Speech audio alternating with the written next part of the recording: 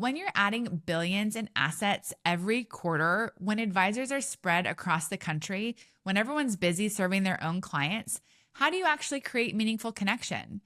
Alex and Neil studied this question carefully.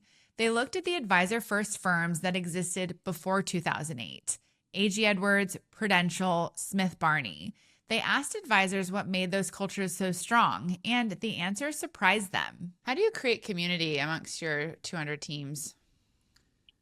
It's intentional, right? You don't just wish it to happen, right? So, I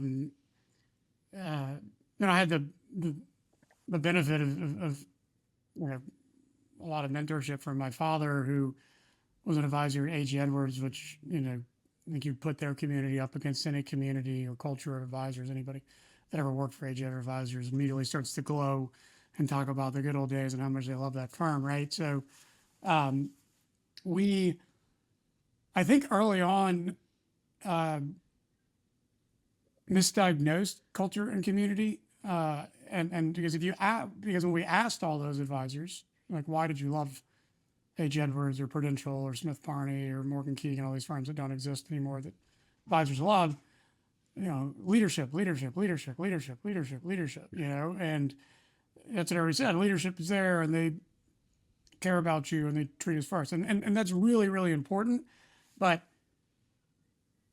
what I think we started to realize later on is that those cultures and communities still existed after the leadership, right? So, like, my dad still goes on trips with A.G. Edwards advisors, all these, and so we started to realize that the community and the culture really was advisor to advisor.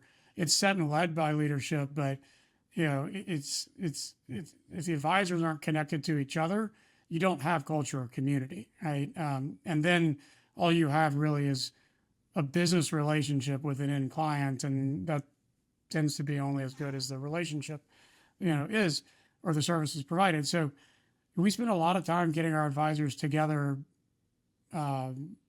just socially, just nothing about business. Just get together, bring your spouses, significant others, and just have a good time. We're the end of this week is our national conference in Deer Valley, and it's going to be 4 days of just hanging out and having fun and laughing and having a good time. You'd be surprised when spouses or significant others become friends with other spouses or significant others, how tight that bond becomes. Like, you're not going anywhere. I love hanging out with so and so, kind of thing. Right.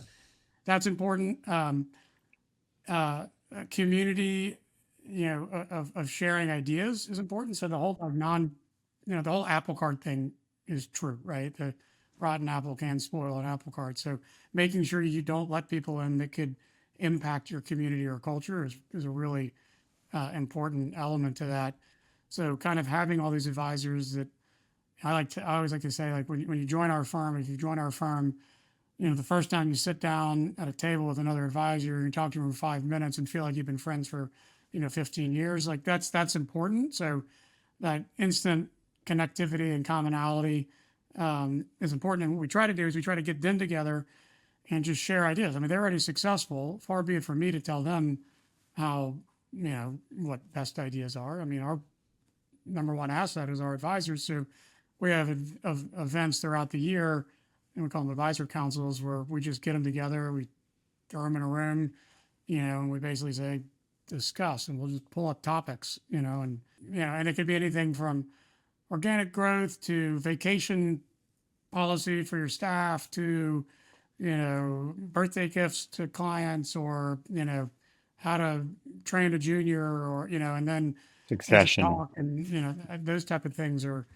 I think, where they find connection, to each other more so than, I'm not going to create culture or community with newsletters and webinars and things of that nature. It's, you got to get them together. They got to feel like they're part of something.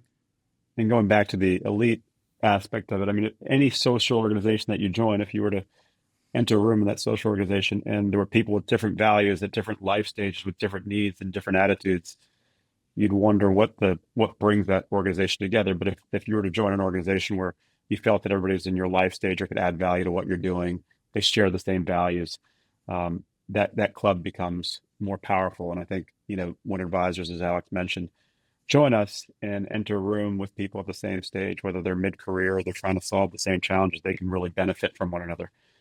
Nothing against advisors that are learning the business. They can do that within one of our teams. But for an advisor who's really experienced to go to a conference and sit next to an advisor who doesn't know how to get clients yet or hasn't experienced anything like they have, it just doesn't add as much value. So we have to be meticulous again on making sure it's the right elite advisors.